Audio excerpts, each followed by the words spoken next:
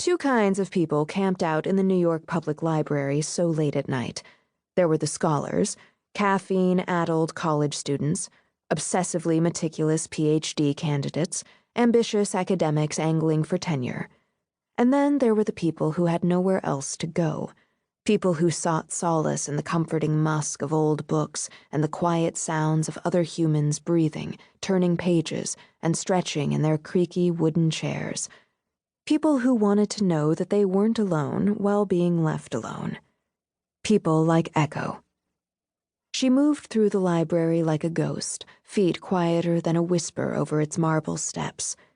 It was late enough that no one bothered to raise their eyes from their books to take notice of a young woman dressed in head-to-toe black, slinking around where she had no business.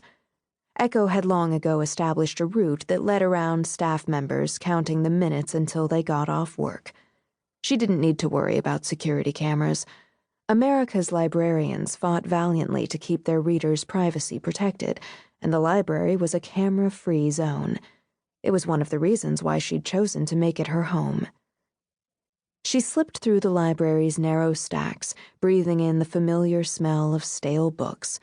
As she climbed the darkened stairwell leading to her room, the air thickened with magic. The wards that the Allah had helped Echo set up pushed back at her, but the resistance was weak. They were designed to recognize her. Had anyone else stumbled upon the staircase, they would have turned back, remembering that they'd left the stove on or were running late for a meeting. But the spell rebounded off her. At the top of the stairs was a door, as beige and plain as any other utility closet, but it too had magic all its own. Echo slipped her Swiss Army knife from her back pocket and flicked it open. She pressed the tip of the small knife into the pad of her pinky and watched a bead of blood well up.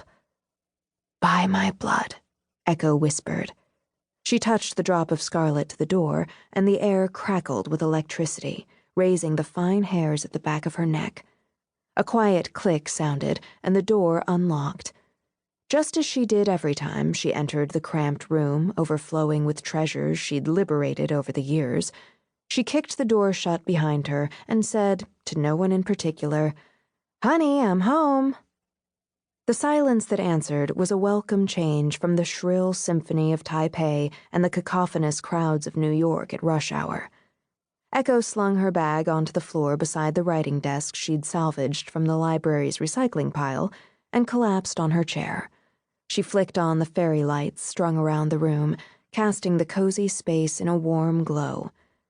Before her lay the burrito she'd been dreaming about, surrounded by the odds and ends that decorated every available surface of her room.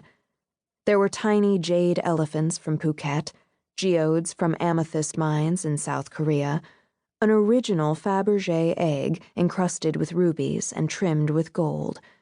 Surrounding it all were stacks of books, crammed on every available surface, piled on top of each other in teetering towers.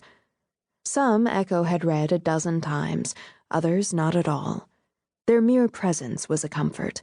She hoarded them just as eagerly as she hoarded her other treasures. Her 7-year-old self had decided that stealing books was morally bankrupt, but since the books hadn't left the library, they'd merely been relocated, it wasn't technically stealing. Echo looked around at her sea of tomes, and a single word came to mind. Sundoku. It was the Japanese word for letting books pile up without reading them all. Words were another thing Echo hoarded. She'd started that collection long before she'd ever come to the library, back when she lived in a house she preferred not to remember, with a family she'd have been happier forgetting. Back then, the only books she'd had belonged to a set of outdated encyclopedias. She'd had few possessions to call her own, but she'd always had her words. And now she had a trove full of stolen treasures, some more edible than others. She raised the burrito to her lips, poised to take a bite, when the sound of fluttering feathers interrupted her. Only one person had the ability to bypass her wards without raising a single alarm, and she never bothered to knock. Echo sighed. Rude. "You know, I've heard that in some cultures," Echo began, "people knock. But then that could just be idle gossip."